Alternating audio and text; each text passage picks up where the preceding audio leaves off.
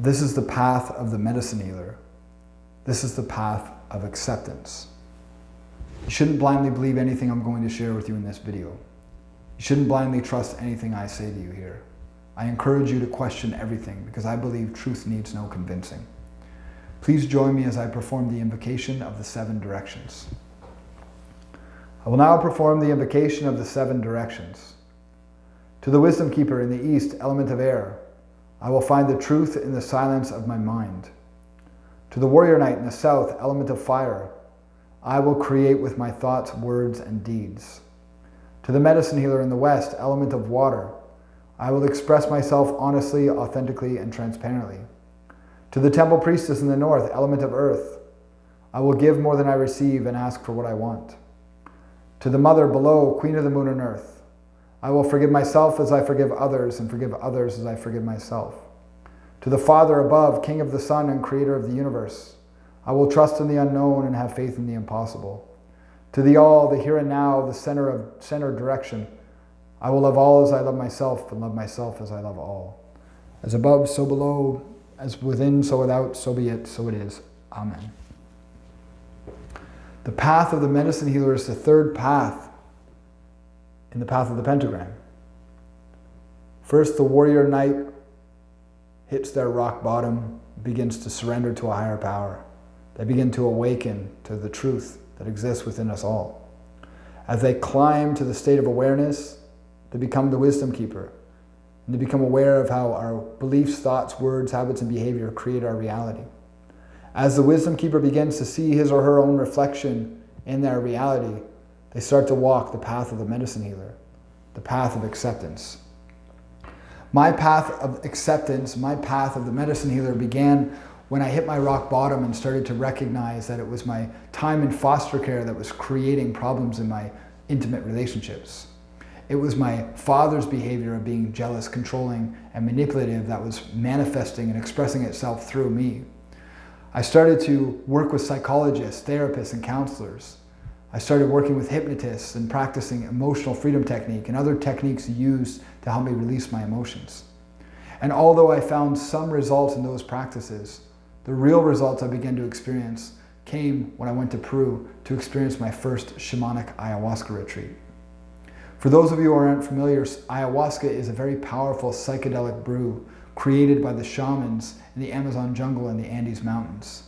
It's made of 2 plants, an ayahuasca vine and a chacruna leaf, that are boiled together to create a very powerful psychedelic brew known as ayahuasca. This tea, when drank, can connect us to a higher consciousness and causes a very powerful purgative process where we begin to purge the emotions and the pain out of our body. The shamans taught me that our emotional body, which is associated with the element water, is the majority of what we are. Just like we are 75% water and the earth is close to 75% water, our emotional body is 75% of what we are. And our pain and our trauma stores in this emotional body. It stores in our nervous system. The shamans taught me that in order to experience true happiness in my life, I would have to let go of my sadness and my anger. They helped me recognize that my anger was a surface emotion for my sadness. In our ayahuasca ceremonies, we would drink big amounts of water and then purge that water back out into a bucket.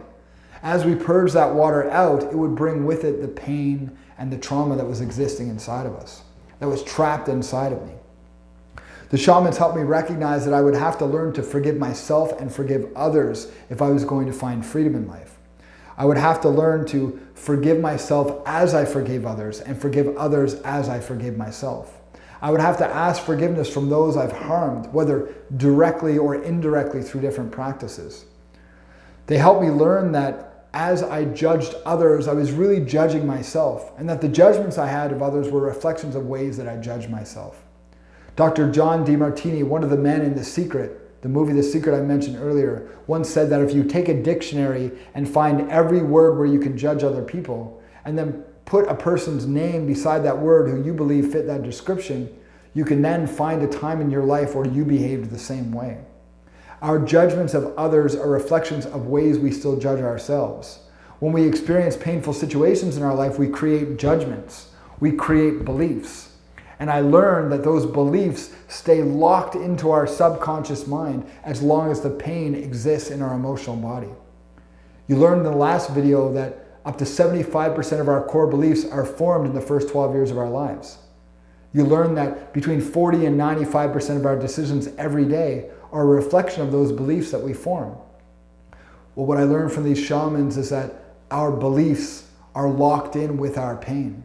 And if we don't purge the pain we experience in our past, then the beliefs we associate with that pain will remain rooted in our subconscious mind. We must purge our pain if we expect our beliefs to heal.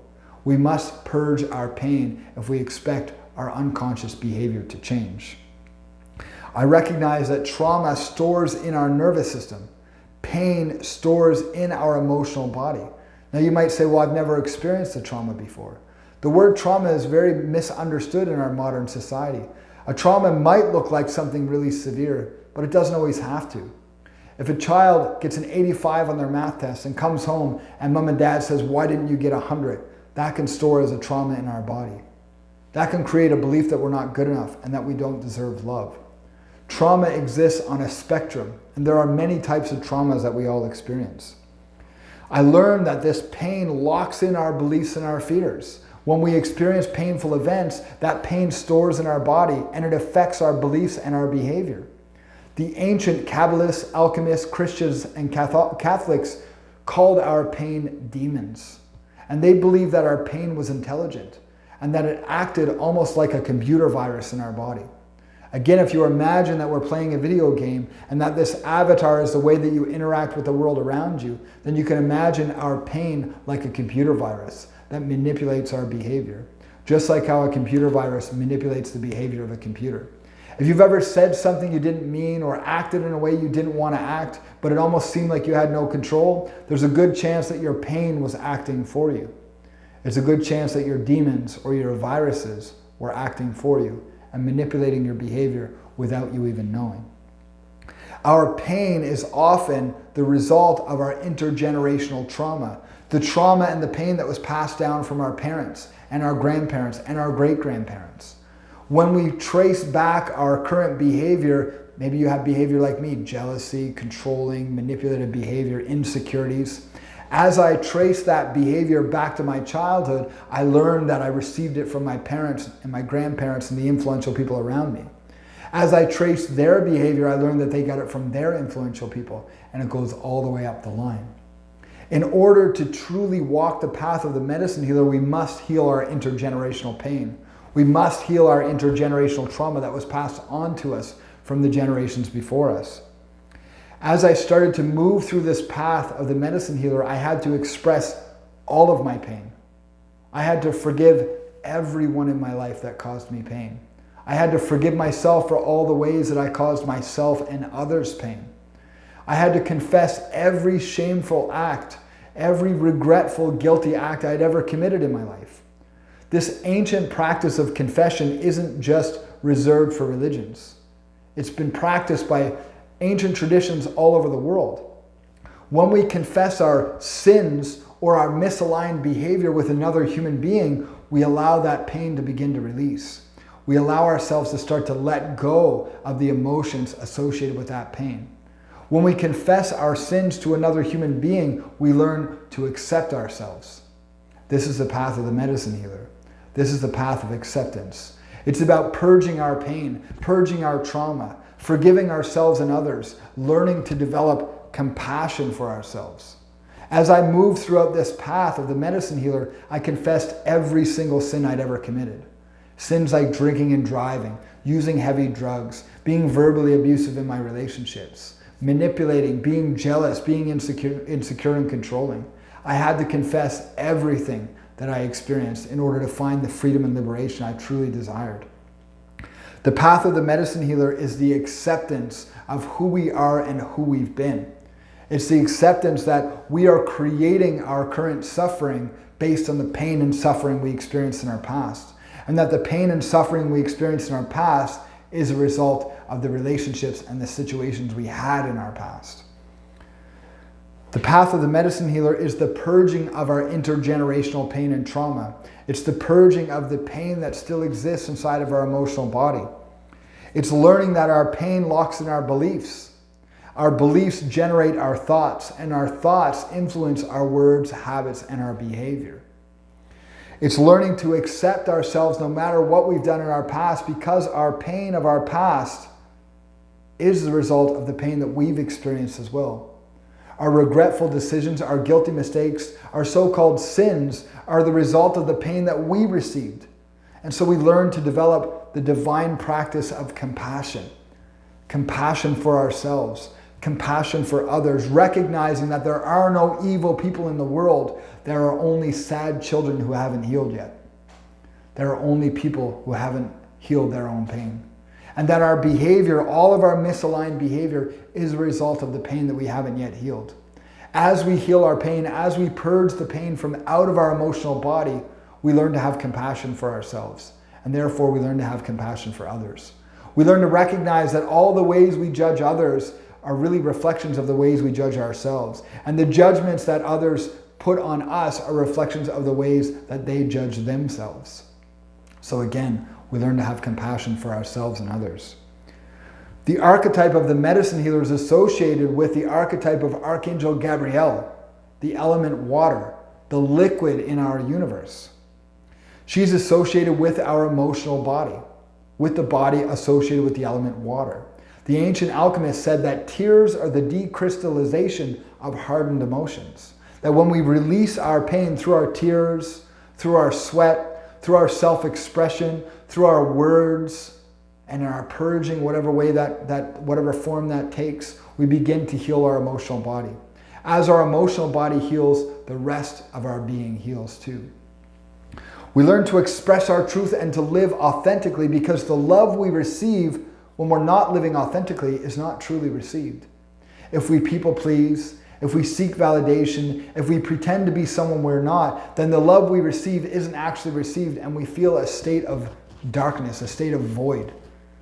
We don't actually feel the love that we're receiving, and we feel neglected. We feel needy. This was the result. This was the foundation and where my pain was rooted. My pain was rooted in not living an authentic life, because I developed people-pleasing patterns in my younger years because of all the pain that I've experienced.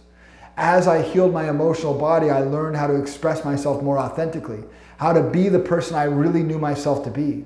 Old talents began to emerge. New talents began to be discovered. I started to recognize different ways that bring me happiness that I hadn't been expressing out of fear of ridicule, judgment, and criticism. As my pain healed, my talents and gifts began to show up in my life. I started to become more connected to my purpose and the path that's going to bring me greatest inspiration. As I purged my emotional waters, I began to see my life more clearly. If you think about having a glass of water with mud or dirt in it, you're not able to see through the glass. Likewise, when our emotional body is full of pain, we're not able to see the world for what it really is. As I purged my emotional pain, I started to see my life for what it really is. I began to forgive my parents, my grandparents, my brother, my sister, the other people in my life who have caused me pain. I learned to forgive myself for the ways that I brought others pain. I learned ancient techniques of forgiveness, not just saying I forgive you or I forgive myself, but the ancient techniques that can help us truly purge the pain from our emotional body. I learned to confess all of the different terrible things I'd done in my life and all of the things that had happened to me. I learned how to heal my regret, my guilt, and my shame, and how to find peace and happiness in my life. This is the path of the medicine healer. This is the path of acceptance. It's learning how to develop compassion for ourselves, learning to accept who we are and see how the pain of our past is a reflection of our purpose. It's the reflection of our power, of our true strength. When we heal our past, the true self begins to emerge. This is the path of the medicine healer. This is the path of acceptance. As I mentioned in the previous videos, there are practices and challenges associated with the path of the medicine healer that can help you truly heal your emotional body. These practices and challenges are reserved only for initiates because of how intense they are. If you continue to the end of the series, you'll learn the opportunities to be initiated by me, or perhaps how you can find somebody else to initiate you. Thank you for watching The Path of the Medicine Healer. I'll see you in the next video.